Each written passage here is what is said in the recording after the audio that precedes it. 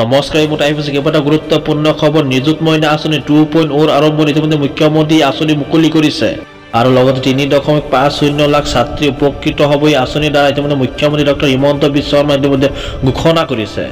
ৰাজ্যবাসীক জনাইছো আজিৰ কেইবাটা গুৰুত্বপূৰ্ণ খবৰ ইতিমধ্যে জনাইছে এক বিগ ব্ৰেকিং নিউজ।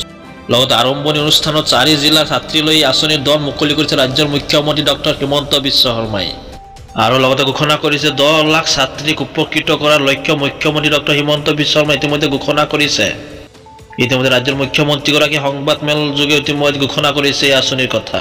লগতে ঘোষণা কৰিছে উচ্চতৰ মাধ্যমিকৰ ছাত্ৰীলৈ মাহে 1000 কোটি টকা ইতিমধ্যে মুখ্যমন্ত্ৰী ডক্টৰ হিমন্ত বিশ্ব শৰ্মাই আগবঢ়াব। লগতে স্নাতকৰ ছাত্ৰীলৈ মাহে 1250 টকা ইতিমধ্যে মুখ্যমন্ত্ৰীগৰাকী আগবঢ়াব। এই কথা ইতিমধ্যে লাইভ যোগে ঘোষণা কৰিছে আৰু লগতে এয়াও ঘোষণা কৰিছে স্নাতকোত্তৰ ছাত্ৰীলৈ 2500 টকাকৈ ইতিমধ্যে মাহিলী প্ৰদান কৰিব ৰাজ্যৰ মুখ্যমন্ত্ৰীগৰাকী। এই মুহূৰ্তত জনাইছে এটা খুবেই গুৰুত্বপূৰ্ণ খবৰ। ইতিমধ্যে ৰাজ্যৰ মুখ্যমন্ত্ৰীগৰাকীয়ে কেইবাটা গুৰুত্বপূৰ্ণ মন্তব্য কৰিছে। ৰাজ্যবাসী আজি দ্বিতীয়টো খবৰ এটা গুৰুত্বপূৰ্ণ খবৰ। বহু বিবাহৰ ক্ষেত্ৰত ইতিমধ্যে চৰকাৰ আইন বনাইছে। ইতিমধ্যে ৰাজ্য চৰকাৰ ইতিমধ্যে কঠোৰ হৈছে।